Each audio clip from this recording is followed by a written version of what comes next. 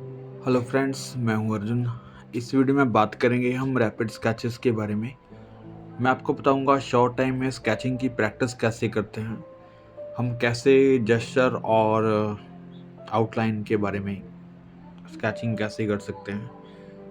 ये मैंने पिंटरेस्ट खोला है और काफ़ी सारी रेफरेंस मुझे दिख रही हैं। इन्हीं में से किसी रेफरेंस से हम करेंगे स्केचिंग। जैसे ये एक सिंपल पोज है, हाफ टॉर्सो है, और इसकी स्केचिंग कैसे करेंगे।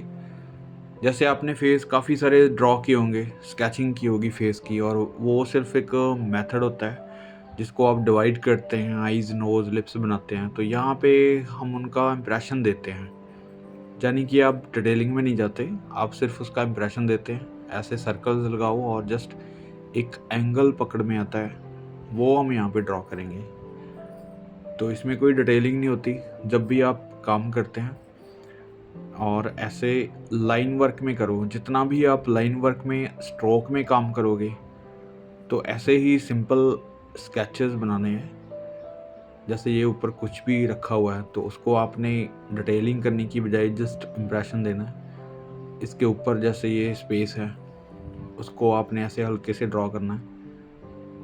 यहाँ पे कोई चीज़ दिखाई देती है, जैसे ये यहाँ पे स्टेबल है पूरा, तो हल्का सा इसको ऐसे शेडिंग में रख सकते हैं, ठीक है, ताकि आपकी स्केचिंग में पता चले कि क्या चीज़ ड्रॉ हो रही है।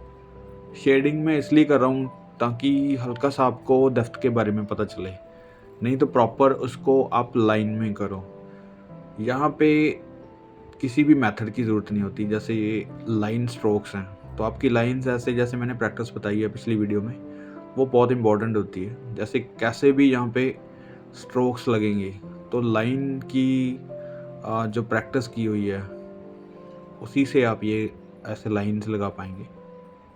नहीं तो आप बहुत मुश्किल से लाइन चलाते हैं और आपके स्केच में जो ब्यूटी होती है वो ख़त्म हो जाती है, यानी कि स्केच में फ्रीडम नहीं दिखती।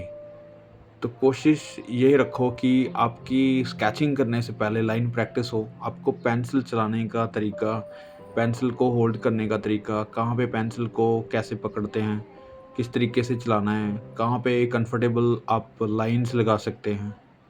अपनी शीट को इधर उधर घुमाने से पहले ये सोचो कि आपका जो हैंड है उससे लाइन आप कितनी डायरेक्शन में लगा सकते हैं। कई बार आप शेडिंग करते हुए शीट को घुमाते हैं, ठीक है, तो वो मुझे लगता है कि स्टडी आपकी हैंड की नहीं है। आपकी लाइंस के स्ट्रोक चारों तरफ होने चाहिए। जैसे मैं यहाँ पे ऐसे शेड कर रहा हूँ तो मेरा हैंड डायरेक्शन चेंज हो गई है बिल्कुल, ठीक है, ये मैं करके ऐसे दिखा रहा हूँ। जो भी वहाँ पे आप काम देख रहे हैं स्केचिंग में, जो भी आप स्केचेस देख रहे हैं, जिससे रेफरेंस में आप देख रहे हैं डेप्थ के बारे में या फिर ड्राइंग्स के बारे में, तो उनके अलग अलग आप स्ट्रोक में दिखा सकते हैं। जैसे उसका बैकग्राउंड है तो वहाँ पे आपको ज़्यादा डिटेलिंग करने की ज़रूरत नहीं है, आप स्ट्रोक में उसको दिखा सकते हैं कि पीछे है क्या। थोड़ी सी हैचिंग मैं इसलिए कर रहा हूँ ताकि जब भी आप कलरिंग करो तो आपको आइडिया रहे कि कहाँ पे डार्कनेस है, कहाँ पे लाइट है।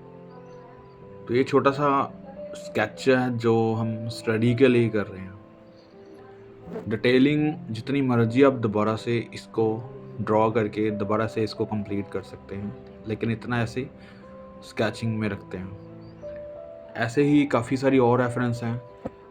रेफरेंस को आपने डिफरेंट तरीके से देखना है, क्योंकि वहाँ पे स्टडी के लिए कुछ ना कुछ हो। जैसे यहाँ पे फेस का जो एंगल है वो बिल्कुल अलग है पहले से। पहले हमने फ्रंट किया है, यहाँ पे बिल्कुल अपोजिट लगता है, क्योंकि वो बिल्कुल दूसरी साइड देखता हुआ चेहरा है। तो इसको मैं दोबारा से एक साइड पे बता देता हूँ आपको कि क्या एंगल है यहाँ पे। जैसे आपने काफ़ी सारी स्केचिंग की होगी फेस की और अलग अलग एंगल्स किए होंगे। यहाँ पे जो एंगल आ रहा है इसका इस तरीके से है, ये जो हेड का बैक है और इस साइड जो है फेस है। यहाँ पे जॉ लाइन और ये कान यहाँ पे बनता है, ठीक है। तो आप चीज़ों को देख सकते हैं जब भी आप स्टडी कर रहे हैं, चाहे आप रैपिड स्केचेस कर रहे हैं या फिर कोई ड्राइंग कर रहे हैं या फिर किसी का भी पोर्ट्रेट स्केचिंग कुछ भी आप कर रहे हैं, तो ऐसे स्टडी करते टाइम आप उसी एंगल को दोबारा से अलग से बना के उसकी स्टडी कर सकते हैं। जैसे यहाँ पे आइज़ का थोड़ा सा इफेक्ट और फिर यहाँ पे जॉ लाइन।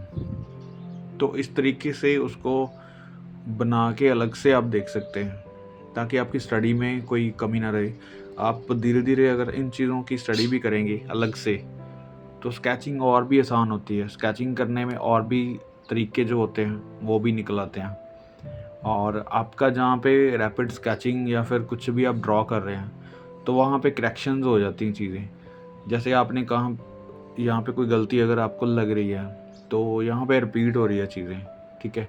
तो वही एंगल सेम आप साइड पे बना के देखो कि किस तरीके से है उसकी स्टडी, और दोबारा से अपनी स्केचिंग के ऊपर आ जाओ, तब ये चीज़ें और भी आसान लगती हैं करनी। जैसे यहाँ पे हैंड है, तो बिल्कुल सिंपली इसको ड्रॉ करना है, और यहाँ से लाइंस, जो ये शेडो है, हल्की सी हैचिंग यहाँ पे कर देते हैं। इम्प्रेशन बहुत ज़रूरी होता है किसी भी स्केचिंग में, किसी भी ड्राइंग में। इम्प्रेशन आपके सही हो रहे हैं। अगर आपका इम्प्रेशन जो भी धूप का है, लाइट का है, जहाँ किसी भी जगह पे मिडल टोन है या फिर डार्कनेस है, तो उसका हल्का सा इम्प्रेशन आना बहुत इम्पोर्टेंट होता है। उससे कलरिंग करना भी आसान होता है, फाइनल करना आसान होता है। उसके बाद जब डिटेलिंग करते हैं, तो डिटेलिंग का फ़ायदा तभी होता है अगर चीज़ें इम्प्रेशन में सही आ रही हैं। अगर उसका इम्प्रेशन गलत आ रहा है, आपको देखने में गलत लग रहा है, तो उसकी डिटेलिंग करने का कोई फ़ायदा नहीं होता। तो यहाँ पे जैसे हम स्टडी कर रहे हैं, लाइन वर्क कर रहे हैं, तो उसमें यही चीज़ इम्पॉर्टेंट है कि उस चीज़ का इफ़ेक्ट जो है, जो हम बना रहे हैं, वो सही तरीके से आए। जो लाइन है, एक प्रोपोर्शन है उसका, वो सही आए, और फिगर एक बैलेंस रहे, ठीक है। बैलेंस्ड फिगर होती है, जो मैं आपको बाद में उसके स्केचेस भी करके दिखाऊंगा। लेकिन हर एक स्केच में रिदम, बैलेंस, ये चीज़ें जो होती हैं, प्रिंसिपल्स होते हैं, उनके ऊपर आपने गौर करनी है कि वो कैसे हैं। चाहे वो एक स्ट्रोक में आते हैं, चाहे वो 10 बार लाइंस मारने से आते हैं, या फिर उसको ज्योमेट्रिकल शेप्स के बाद आते हैं, या फिर आप सीधे ऐसे रैंडमली उसको कर सकते हैं। तो स्केच को ब्यूटीफुल करने के लिए सिर्फ लाइन की ज़रूरत होती है। उसकी शेडिंग, टोन्स, ये चीज़ें एक अलग चीज़ है। जब आप रफली स्केच कर रहे हैं, तो आपकी लाइन में ब्यूटी होनी चाहिए। आप लाइन प्रैक्टिस कितनी करते हैं, किसी भी एंगल से आपको जब लाइन मारनी होती है, तो आप उसको आसानी से मार पाते हैं, नहीं मार पाते। होल्ड करने के तरीके जो पेंसिल्स के होते हैं, वो अलग अलग होते हैं। जो भी आपको कंफर्टेबल लगता है, उसी से ही आप स्केचिंग कीजिए। जैसे मैं आपको बहुत सारे तरीके यहाँ पे अगर बता देता हूँ, तो वहाँ पे कोई इम्पोर्टेंस नहीं है, क्योंकि वहाँ पे आपका काम अगर सही नहीं हो रहा वैसे पकड़ के, तो उसका भी कोई फ़ायदा नहीं है। चीज़ को जैसे भी पकड़ो, लेकिन उसका रिज़ल्ट अच्छा होना चाहिए। तो ये देखो, एक स्केच नॉर्मल सा बन गया। इम्प्रेशन देखो इसका, जो स्केच का वहाँ है वही यहाँ पे है। तो ऐसे ही कर सकते हैं। इनकी डिटेलिंग चाहे आप जितनी मर्जी कर दो, लेकिन हमें एक ड्राइंग मिल गई है, ठीक है। एक स्केच प्रॉपर उसका मिल गया। यहाँ पे ये देखो, बैलेंस यहाँ पे हो रहा है, उसके पैर यहाँ पे आ रहे हैं, ये शैडो हल्की सी बन रही है। तो इस तरीके की स्केचिंग, मतलब आप पेंसिल स्केच कर सकते हैं। और यहाँ पे देखते हैं, ये देखो, ये बिल्कुल साइड पोज है। अभी देखो यहाँ पे डिफरेंट क्या है, पहले हमने फ्रंट फेस किया था, फिर बिल्कुल अपोजिट था। यहाँ पे फेस का जो एंगल है वो अलग है, साइड पोज है। तो ऐसे ही एक तो साइड पोज जो फेस है उसकी स्टडी हो जाएगी, उसी के साथ ही हम पूरा इसको स्केच करेंगे, तो उसका भी इम्प्रेशन बनता रहेगा। और एक जो रैपिड स्केच है वो कंप्लीट एक बॉडी का जेस्चर है, और उसके बाद जो उसकी डिटेल है थोड़ी सी, वो भी हम कर सकते हैं। फेस की देखो, मैं बिल्कुल डिटेल नहीं करूँगा यहाँ पे, फेस का सिर्फ इम्प्रेशन दूंगा, जो कि साइड फेस है, ठीक है। ऐसे यहाँ पे आइज़, ये शैडो में रखते हैं। तो यहाँ पे कोई भी फेस हो सकता है, किसी का भी करैक्टर हो सकता है। हमें सिर्फ एक फिगर को सही तरीके से ड्राइंग करना है, और उसकी लाइन को समझना है। जैसे ये हैंड यहाँ से शोल्डर से यहाँ तक आता है, और फिर उसकी बाजू यहाँ पे स्ट्रेट में रख लो, ठीक है। या फिर उसके मसल्स अगर ज़्यादा आपको स्टडी है, अगर आप कर सकते हैं, तो वो लाइंस कर्व वाली भी हो सकती है। नहीं तो आप कोशिश करो स्टार्टिंग में आप स्ट्रेट लाइन में स्केच करो, उससे आपके प्रोपोर्शन सही होते हैं। प्रोपोर्शंस जब तक सही नहीं होते तो कर्व वाली लाइंस या फिर मसल्स, इन चीज़ों की स्टडी आप अच्छे से नहीं कर पाते। यानी कि अगर आप बना भी लेते हैं तो वो सही नहीं लगते। सबसे पहले आपको स्ट्रेट लाइन से काम करना होता है, जो कि मैं जैसे बिल्कुल कम लाइन, कम स्ट्रोक्स और बोल्ड स्ट्रोक से काम कर रहा हूँ। तो ये एक स्केच का हम इम्प्रेशन पकड़ रहे हैं कि स्केच है क्या चीज़, वहाँ पे बना कैसे हुआ है, उस चीज़ को कैच करना है। उसके बाद जो डिटेलिंग्स या फिर उसके कर्व्स, वो सारी चीज़ें आ जाती हैं। तो मेन जो इम्पोर्टेंट चीज़ है यही है कि आप उस फिगर को प्रोपोर्शनेट उसका पकड़ो और उसको ड्रा करो। यहाँ पे ये देखो, जैसे छोटी छोटी चीज़ें यहाँ पे पड़ी हैं आसपास, तो ऐसे मैं बिल्कुल डिटेल नहीं कर रहा। तो ऐसे हमें समझना है, उसको स्टडी करना है कि कुछ इस तरीके से ड्राइंग है उसकी, राइट। तो बिल्कुल कम टाइम में स्केच कर सकते हैं ऐसे, लेकिन आपका स्केच एक लगना चाहिए। जैसे ये फेस है, तो फेस को मैं अलग से जैसे बता देता हूँ। जैसे बिल्कुल ही साइड फेस है और इसका एंगल ये है, ठीक है। और यहाँ पे नेक, ये 3 डिवाइड करते होते हैं हम, नोज, आई, लिप्स। जैसे हमने फ्रंट वाला ये किया था साइड फेस, और ये बिल्कुल सीधा है। इसमें जैसे हम 3 डिवाइड करते हैं, तो वैसे ही ये चीज़ आ जाती है, बस थोड़ी सी झुकी हुई है साइड से, क्योंकि पूरी बॉडी के हिसाब से है। तो इसको इस तरीके से ही झुका देते हैं। यहाँ पे आईज़, नोज़, और ये नीचे वाले पॉइंट में लिप्स। आपने काफ़ी सारी वीडियोस देखी होंगी पीछे, जो फेस की स्टडी हमने की है, आईज़, नोज़, लिप्स की स्टडी की है। जो बच्चे न्यू हैं वो पीछे जाके वीडियोस देख सकते हैं, जहाँ पे आपको ये सारी डिटेल्स वीडियो मिल जाएंगी। मैं डिस्क्रिप्शन में उनका लिंक्स वगैरह सेंड कर दूँगा, और आराम से एक एक चीज़ की आपने स्टडी करनी है। तो ये फिगर एक मिल गई है, बैलेंस्ड फिगर। इसने जो एक चीज़ उठाई हुई है, उसको कैसे उठाते हैं और बॉडी लैंग्वेज क्या होगी, वो चीज़ समझेंगे इस स्केच में। जैसे फेस का एंगल, ठीक है,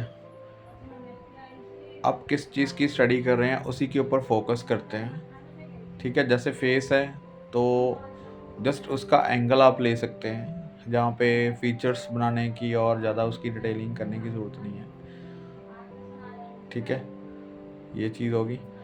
ये देखो अभी हैंड है, तो फॉर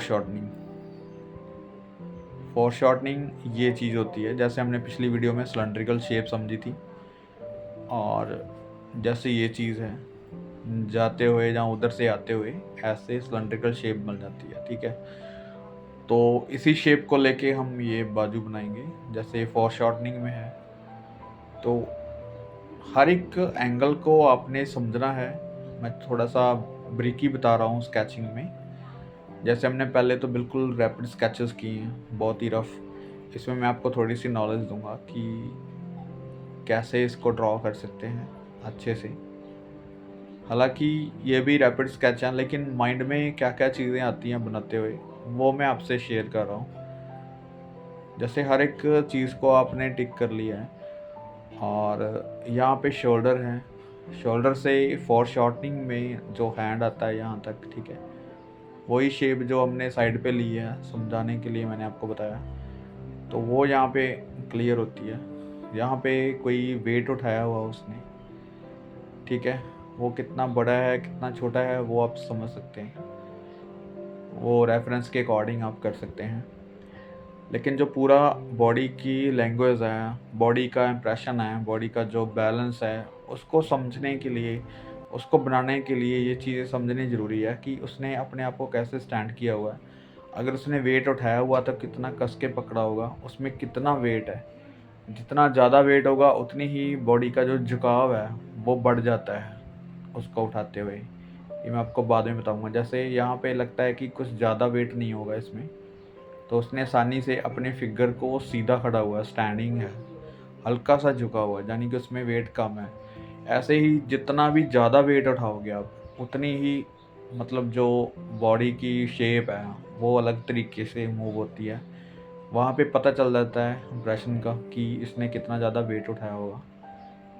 तो ये चीज़ इम्पोर्टेंट होती है समझनी।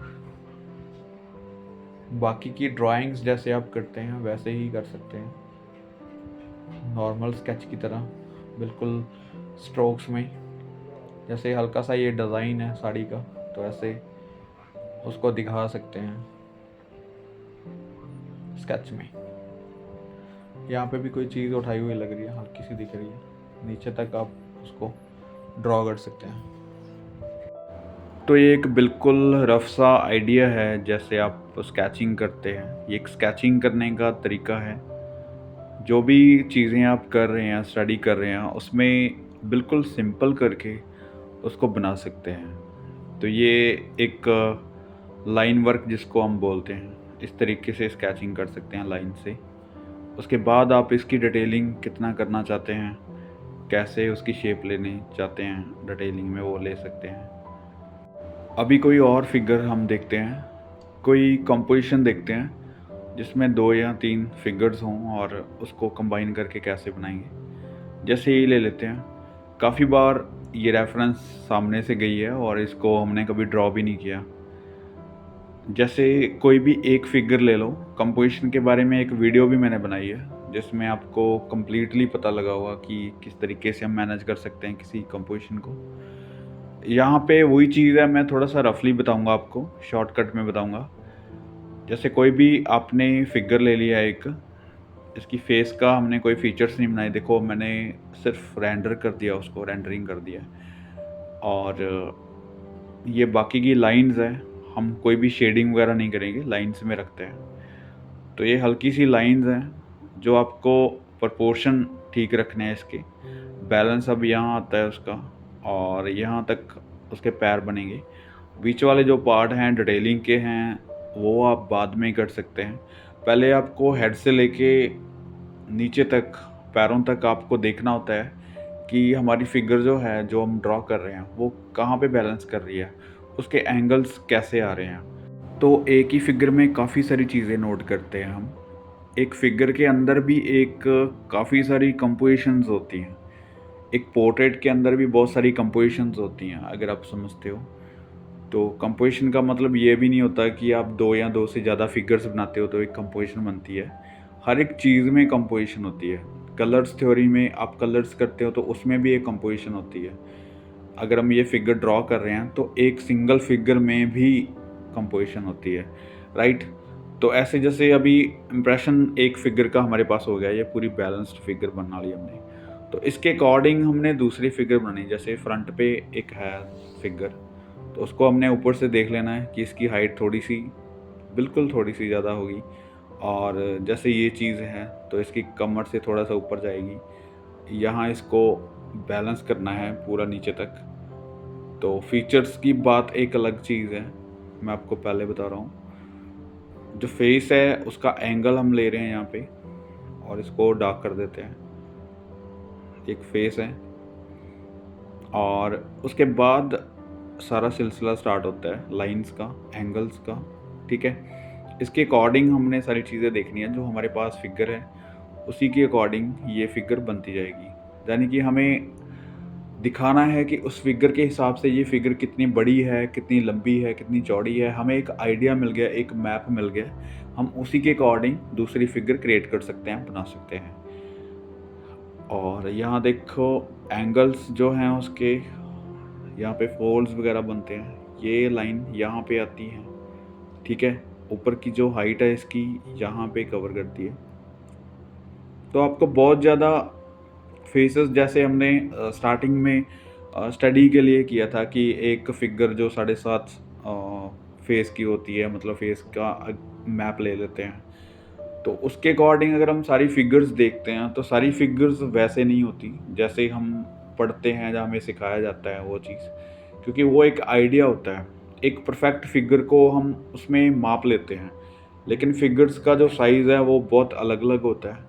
किसी का बड़ा, छोटा या फिर भारी, मतलब बहुत सारी फिगर्स के जो अ, टाइप्स होते हैं, तो उसी टाइप का हमें स्केच करना होता है। जैसे इनकी जो हाइट है बहुत ज़्यादा लंबी नहीं है, बहुत ज़्यादा छोटी भी नहीं है, लेकिन फेस के हिसाब से हम उसको ऐसे भी नहीं दिखा सकते कि ये 7.5 की ही है फिगर, और जो उसके साथ जो फिगर और भी हैं, उनकी हाइट छोटी है, तो उनको भी हम 7.5 में नहीं ले सकते। मतलब आपको समझाने के लिए वो एक मैप है एक परफेक्ट फिगर का, कि कौन-सी चीज़ कितने एंगल पे होगी, कौन-सी चीज़ किस चीज़ से बड़ी है, या फिर हैंड कितना है, पैर कितने हैं। जब आपको वो चीज़ें समझ में आ जाती हैं, तो आपको स्केचिंग में वो चीज़ें हमेशा काम नहीं आती, लेकिन ये काम ज़रूर आता है कि आपकी लेग्स, हैंड, टॉर्सो, ये सारी चीज़ें एक साथ, मतलब कंपोज़िशन बनती रहती है। जितना भी आप उसके चीज़ में नॉलेज लेते हैं, जितनी भी आपको स्टडी में पढ़ाया जाता है, बताया जाता है, तो वो एक अलग तरीके की स्टडी है। आपके माइंड में वो चीज़ जच जाती है, आप उसी के अकॉर्डिंग सारे स्केचेस करते हो। अभी जैसे मेरे माइंड में ये भी है कि 7.5 की फ़िगर होती है, लेकिन वहाँ पे मैं एंगल्स देख रहा हूँ, अपनी फ़िगर्स के बारे में, प्रोपोर्शंस के बारे में देख रहा हूँ, उसको स्केच करने के बारे में, सिंगल लाइन्स के बारे में, लाइन के स्ट्रोक के बारे में, मतलब काफ़ी चीज़ें माइंड में चली जाती हैं जब आप कोई भी स्केच करते हैं। तो मेरे माइंड में अभी यही है कि ये कंपोज़िशन है, कौन-सी फ़िगर किससे बड़ी है, छोटी है। अगर आप एक फ़िगर अच्छे से परफ़ेक्ट से बना लेते हैं, तो बाकी की फ़िगर बनाना कंपोज़िशन में बहुत आसान हो जाता है। जैसे आप स्टिल लाइफ़ में पहले एक ऑब्जेक्ट का मेज़रमेंट लेते हैं, उसके बाद दूसरी चीज़ें देखते हैं कि कितनी बड़ी है उससे, या फिर छोटी है, या फिर किस एंगल में है, और उसकी शेप क्या है। मतलब एक चीज़ की लड़ी होती है, आप उसको चैन को पकड़ लेते हो तो पूरा कंपोज़िशन पकड़ लेते हो, धीरे-धीरे साथ की साथ चीज़ें बनती रहती हैं। तो ये देखो एक रफ़ सा स्केच है, जैसे 3 फिगर्स ही हमने बनाई है जो मेन है, उसके बाद वो पीछे एक और है, बीच में छोटा-सा फेस यहाँ पे, हम ऐसे ड्रॉ कर सकते हैं। तो चीज़ें मैं आपको एक चीज़ और बता रहा हूँ, जैसे आपको पूरी कंपोज़िशन देख के लगता होगा कि हम फिगर्स कैसे बनाएँगे, ये 4 फिगर्स एकदम से कैसे बनाएँगे, हम सिंगल-सिंगल फिगर्स की स्टडी करते रहते हैं। तो सिंगल फिगर की स्टडी में ये चीज़ होती है कि आप उसी के बारे में बनाते रहते हैं। आप एक फिगर्स की स्टडी पहले करो, जब आपको फिगर्स बनानी आ जाती है, आप बहुत अच्छे से कर लेते हैं, उसके बाद आप उसके साथ वाली चीज़ें ऐड करते जाओ। जो अपनी स्केचिंग है उसके लेवल को आपने अप करना है, उसके लेवल को आपने एडवांस में लेके जाना है।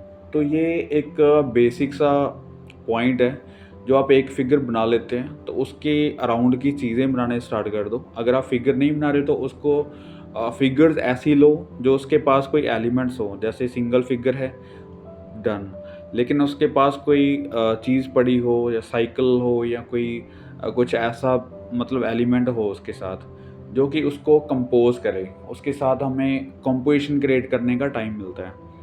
तो कंपोज़िशन में आप डेप्थ सीखते हैं, लाइट एंड शेड सीखते हैं। आप कंपोज़िशन में काफ़ी सारी चीज़ें क्लियर करते हैं, जो एक स्केचिंग में होती है। और जैसे अभी डेप्थ देने के लिए मैंने हल्का-सा पीछे बैकग्राउंड में डार्क किया है, तो वो पूरा एक स्केच का एक माहौल क्रिएट करता है, राइट? तो ऐसे ही किसी और चीज़ को देखते हैं, जैसे ये पोर्ट्रेट्स खुल गए हैं, तो पोर्ट्रेट्स के बारे में मैं हल्का-सा स्केच करके बताता हूँ। कोई भी ले लो यहाँ पे, ये देखो, इसका बिल्कुल साइड पोज़ नहीं है, हल्का-सा उसकी दूसरी आइज़ भी दिखती है। तो इसका हम हल्का-सा स्केच करेंगे, मैं इसकी डिटेलिंग नहीं करूँगा। परफेक्ट जो स्केच होता है उसमें हम क्या-क्या चीज़ें नोट करते हैं, मैं उसी के बारे में बता रहा हूँ। अपनी स्टडी को आप हाई लेवल पे कैसे लेके जा सकते हैं, अपने आप को इम्प्रूव कैसे कर सकते हैं।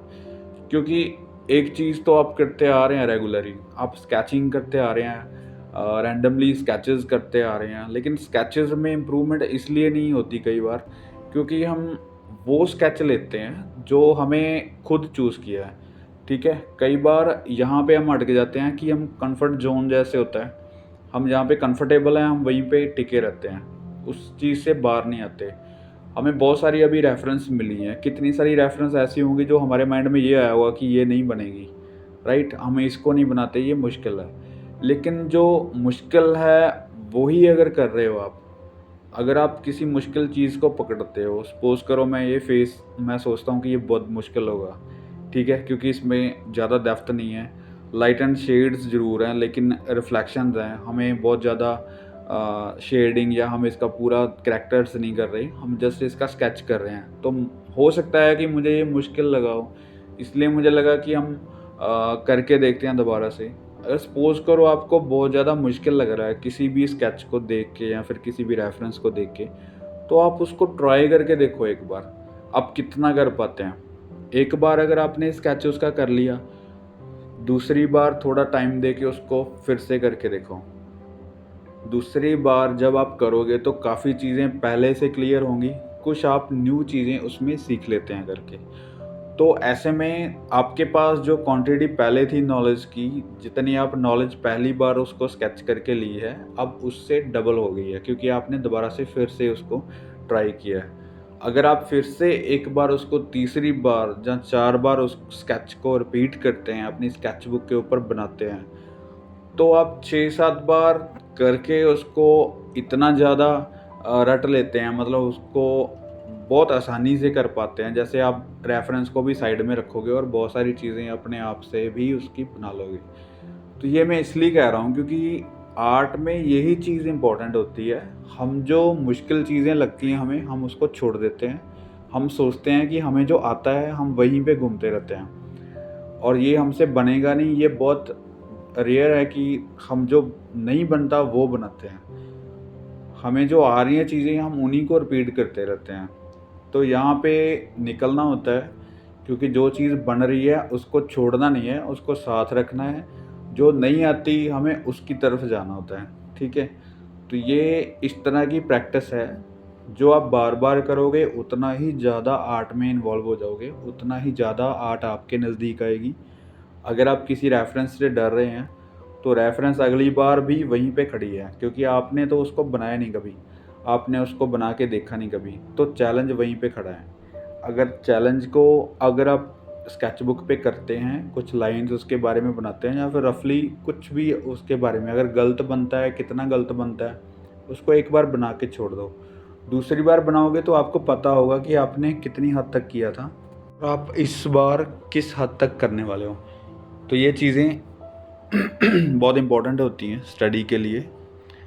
यहाँ पे मुझे कुछ और दिख नहीं रहा, सिर्फ लाइट एंड शेड दिख रही है, रिफ्लेक्शंस दिख रहे हैं उसके हल्के से, तो मैं उसी को ट्राई कर रहा हूँ। जैसे स्केचिंग में रिफ्लेक्शन दिखानी और डार्कनेस दिखानी, लाइट दिखानी, ये हमें ज़्यादा इम्पोर्टेंट नहीं होता क्योंकि हम इसको कलरिंग में करते हैं या फिर प्रॉपर जब ड्राइंग करते हैं तो उसमें करते हैं। अगर आप रफ स्केचिंग कर रहे हैं तो आप रेंडरिंग में रखते हैं उसको, फीचर्स को भी रेंडरिंग में रखते हैं और हल्का सा डार्कनेस और लाइटनेस जो भी है, इसकी हाईलाइट है, उसको कैच करना होता है। या तो आप 2 चीज़ें करते हैं, या तो हाईलाइट और हाई डार्क में काम करते हैं या फिर प्रॉपर पूरा जो स्केच है वो मिडल टोन में घूमता है। जैसे अभी इसकी हाईलाइट हमने कहीं पे नहीं छोड़ी, लेकिन जो मिडल टोन है उसी को शेड कर रहे हैं और हल्का सा डार्क करके इसको फिनिश करते हैं, राइट? तो स्केचिंग में यही चीज़ होती है, आपको हल्का सा उसकी ड्राइंग सही रखनी है और प्रोपोर्शंस ठीक रखने हैं। अगर मैं कंपोजिशन की बात कर रहा हूँ तो ये पोर्ट्रेट में भी कंपोजिशन है, जैसे नोज़ हो गया, आईज़ हो गई, लिप्स हो गया, तो ये सारी चीज़ों को मिला के एक कंपोजिशन बनती है, एक पोर्ट्रेट बनता है। तो पोर्ट्रेट के अंदर क्या-क्या चीज़ें हो सकती हैं, मैं आपको थोड़ा-सा नॉलेज देता हूँ। जैसे पोर्ट्रेट में एक्सप्रेशन देखते हैं हम, मेन चीज़ जो फर्स्टली देखते हैं, ठीक है? अगर आपको लाइट एंड शेड की स्टडी कर रहे हैं तो आप टोन्स देखते हैं कि कितनी शेड्स में हमारा काम कंप्लीट होगा। अगर आपने हाईलाइट और हाई डार्क के ऊपर काम करना है तो आप रिफ्लेक्शंस देखेंगे उसकी, कि कहाँ पे रिफ्लेक्शन आ रही है, कहाँ पे डार्क बनेगा, कहाँ पे जाके लाइट हो रही है। उसकी हाईलाइट देखोगे आप, हाईलाइट को देख के आप जज कर सकते हैं कि कितनी डार्कनेस आएगी। क्योंकि किसी भी ऑब्जेक्ट के अंदर अगर डे लाइट में हैं, आप बाहर हैं, तो नेचुरल लाइट जो होती है वो एक ब्लर इफेक्ट देती है, जो कि बिल्कुल हाईलाइट शार्प वाली नहीं देती। जो आपने एक अंधेरे रूम में, अंधेरे कमरे में आपने टॉर्च लगाई है या फिर कोई बल्ब का जो लाइट लगाई है, तो उसका जो लाइट होता है वो बहुत शार्प होता है, उतनी ही शार्प जो होती है शैडो बन जाती है। तो ये 2 चीज़ें होती हैं। जो शार्प लाइट होगी तो वहाँ पे मिडल टोन बहुत कम होते हैं। एक्स्ट्रा डार्क में जाती चीज़ और एक्स्ट्रा लाइट जो हाईलाइट होती है उस पे फोकस होता है और मिडल टोन पे बहुत कम फोकस होता है। तो डे लाइट में ये चीज़ें प्रॉपर घूमती हैं। आपको हाईलाइट ढूंढनी पड़ती है और हाई डार्क भी आपको ढूंढना पड़ेगा कि कहाँ पे आ रहा है, नहीं तो प्रॉपर जो पूरा स्केच बनता है या फिर पूरी ड्राइंग बनती है वो मिडल टोन के अराउंड घूमता रहता है। तो ये काफ़ी सारी चीज़ें हैं जो कंपोजिशन में या फिर स्केचिंग करते हुए या फिर ड्राइंग करते हुए आपको ध्यान में रखनी होती है। ये मैं इसलिए छोटी-छोटी चीज़ें बता रहा हूँ क्योंकि आपको, अगर आप बिल्कुल बेसिक पे हैं, अगर आप बिल्कुल बेसिक सीख रहे हैं, तब भी आपको इस लेवल पे आना होगा। अगर आप मिडल पे हैं, आप स्केचिंग भी कर रहे हैं और आपको और इम्प्रूव करना है और ज़्यादा मास्टरी करनी है इसमें, तो ये चीज़ें तब भी आपका स्टेप आगे रखेंगी। आप इन चीज़ों की नॉलेज करके अगर कोई भी स्केच बनाओगे तो ऑब्वियसली वो चीज़ अच्छी बनेगी। क्योंकि कई बार हम स्केचिंग करते रहते हैं, काम करते रहते हैं, वर्क करते रहते हैं, तो इन चीज़ों के बारे में आपको पता नहीं होता।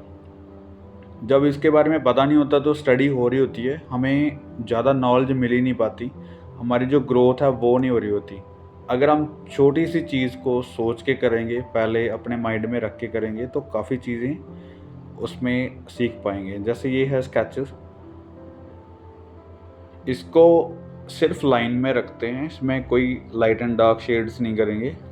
मैं हल्का सा यहाँ पे स्केच बना के दिखाऊंगा। जैसे ये कंपोजिशन है, ये मैंने इसलिए लिया क्योंकि जैसे हमने फर्स्ट सिंगल स्केच किया है, उसके बाद कोई एलिमेंट्स रखे हैं या फिर उसके बाद कोई भी चीज़ हमने उसमें ऐड की है, फिर हमने 2 या 2 से ज़्यादा फिगर्स वाली जो स्केच किया है। तो अभी ये देखो, मैं ये कहना चाहूँगा कि एक सिंगल फिगर है, ठीक है, आप देख रहे हैं, तो सिंगल फिगर के आगे एक साइकिल है, थोड़े से एलिमेंट्स हैं, उसी से ये छोटी सी एक कंपोजिशन बन जाती है। जैसे आपकी लैंग्वेज में अगर आपको बताऊँ कि हमें जैसे पढ़ाया जाता है 2 या 2 से ज़्यादा चीज़ें होती हैं तो हम कंपोजिशन बोल देते हैं, उसको कंपोज़ करना होता है। जैसे कंपोजिशन का यही मतलब होता है कि 2 या 2 से ज़्यादा आपके पास चीज़ें हैं, उसको सही तरीके से रखना, मैनेज करके रखना, एक पूरी कंपोजिशन बोला जाता है। तो इसमें क्या चीज़ है, इसमें कोई चीज़ रखी तो नहीं गई, लेकिन उसने अपने साइकिल को सजा के लेके आया, दोनों साइड उसका बैलेंस करके लेके आया, अपने आप को साइकिल के सहारे खड़ा किया हुआ है, ठीक है। ये अब सीधी फिगर तो नहीं बना रहे, थोड़ी सी टेढ़ी है, बैलेंस करती है उसको।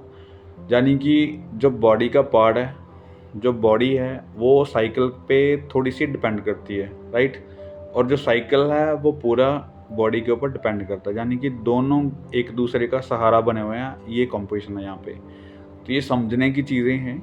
आप पूरा जब उस चीज़ को समझ लेते हैं, कैच कर पाते हैं, तो फिर ये चीज़ें बहुत आसान लगती है बनाने में, ठीक है। अब ये सीधी फिगर नहीं है, राइट, थोड़ा सा कर्व है इसमें, क्योंकि इसका बैलेंस जो है हल्का सा साइकिल के ऊपर है, तो हम इसको उसी एंगल से ले रहे हैं। जैसे ये हैंड बन गया, हैंड के पास ही ये चीज़ बन गई है और ये प्रॉपर एंगल बन गया यहाँ तक, और यहाँ पे साइकिल का छोटा सा जो इम्प्रेशन मैं दे देता हूँ, उसकी ड्राइंग करने की ज़रूरत नहीं है, कि इस तरीके से ये साइकिल का पार्ट हो गया।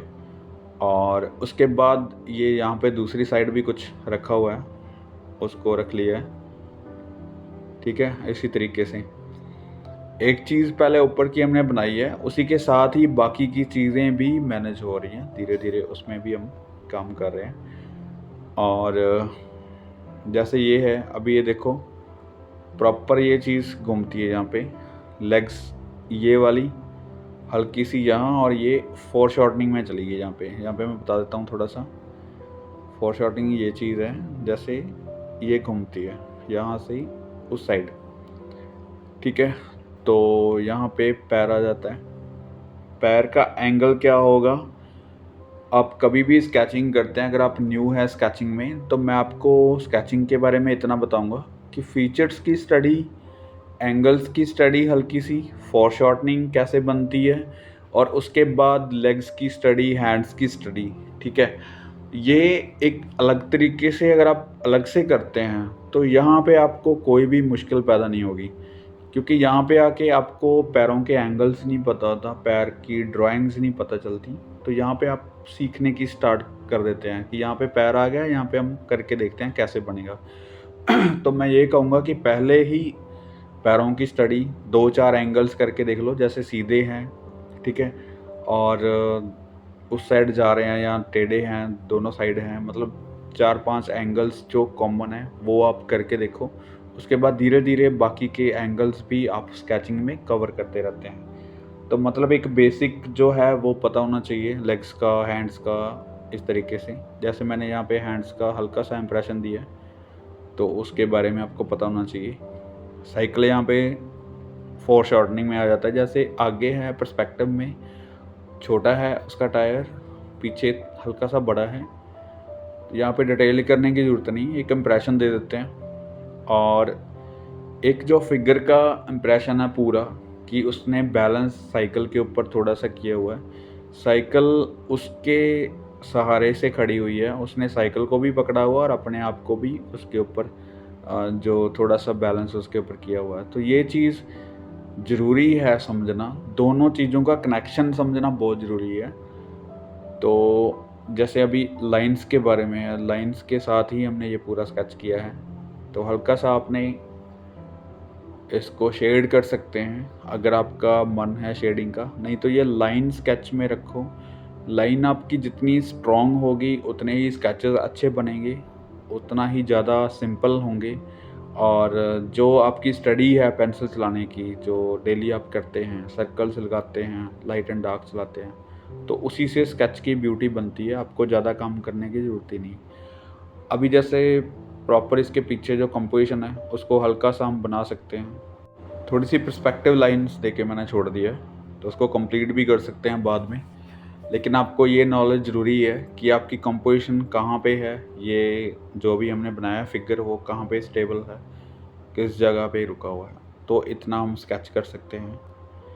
नेक्स्ट कोई भी और लेते हैं यहाँ पे स्केच जो कि इससे डिफरेंट हो, और ज़रूरी होता है ये डिफरेंट डिफरेंट स्टाइल में काम करना, क्योंकि एक ही तरह की फ़िगर आपको ग्रोथ नहीं देगी। आपको फिगर्स के एंगल्स चेंज करने होंगे, फेस के एंगल चेंज करने होंगे।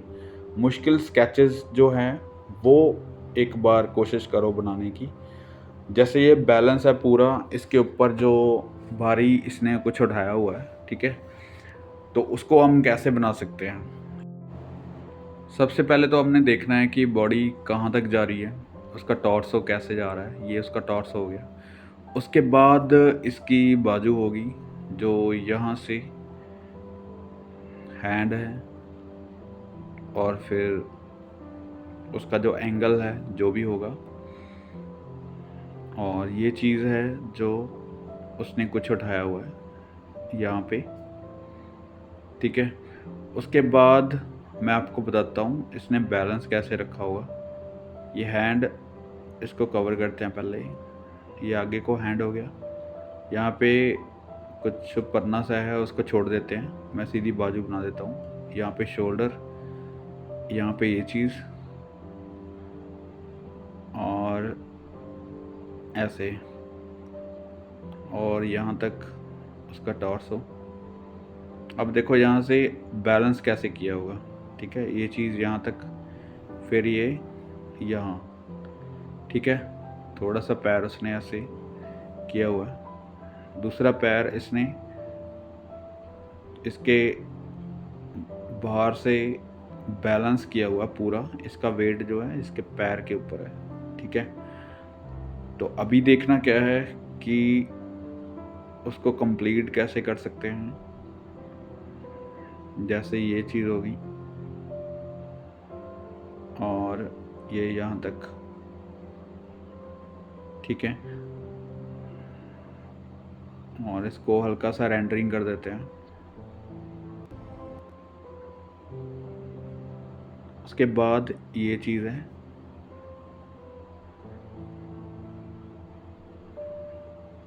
जैसे इसका एंगल है पैर का, ये वाला,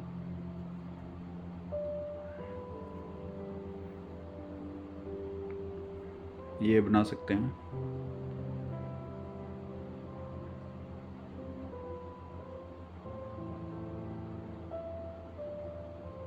राइट। उसके बाद इस वाले पैर का एंगल जो कि हल्का सा दूसरी साइड जा रहा है, ये चीज़ थोड़ी सी कम दिखती है, ऐसे। ठीक है, इसको हल्का सा रेंडरिंग में रख देते हैं, ऐसे।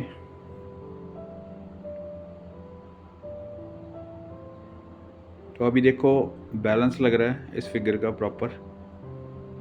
तो ऐसे छोटी छोटी चीज़ें हैं जो आपने करनी है, जैसे ये डार्कनेस कर देते हैं, फेस का एंगल हल्का सा दिखा देते हैं किस साइड है।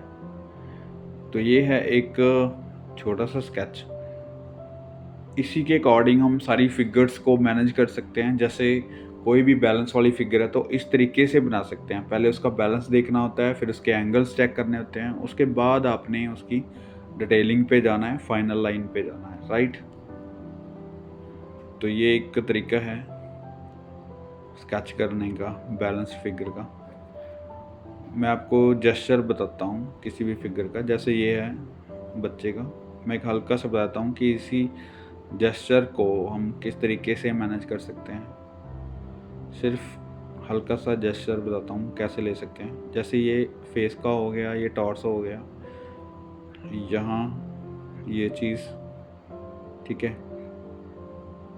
और थोड़ा सा फॉरशॉर्टनिंग में है, जैसे उसका सर बड़ा लग रहा है, हल्की सी फ़ोटो ऊपर से खींची हुई है, थोड़ा सा एंगल इस तरीके से है। तो इसको जस्ट लाइंस के अंदर आपने समझना है कि कैसे कर सकते हैं। मैं आपको हल्का सा बता रहा हूँ। यहाँ पे हैंड है, जैसे इसने इस साइड थोड़ा सा बाहर उठाया हुआ है, ठीक है, इसलिए ये थोड़ा सा झुका हुआ है अंदर वाली साइड। यहाँ पे फेस, ये मैं बिल्कुल इसकी डिटेलिंग नहीं करूँगा, मैं आपको जस्ट ये बता रहा हूँ कि कवर कैसे कर सकते हैं हम किसी भी फिगर से। फिगर को ड्राइंग करने से पहले कवर करने का ये तरीका है, ऐसे ही जेस्चर ले सकते हैं। ये लेग्स के एंगल हो गए, ठीक है, यहाँ तक उसकी क्लॉथ होगी, यहाँ बाकी कैरियर। तो ये एक छोटी सी डेमो है जो हमने अभी स्केचेस किए हैं काफ़ी सारे एंगल्स के बारे में या फिर शेडिंग के बारे में हल्का सा। तो रफली स्केचेस आप इस तरीके से कर सकते हैं।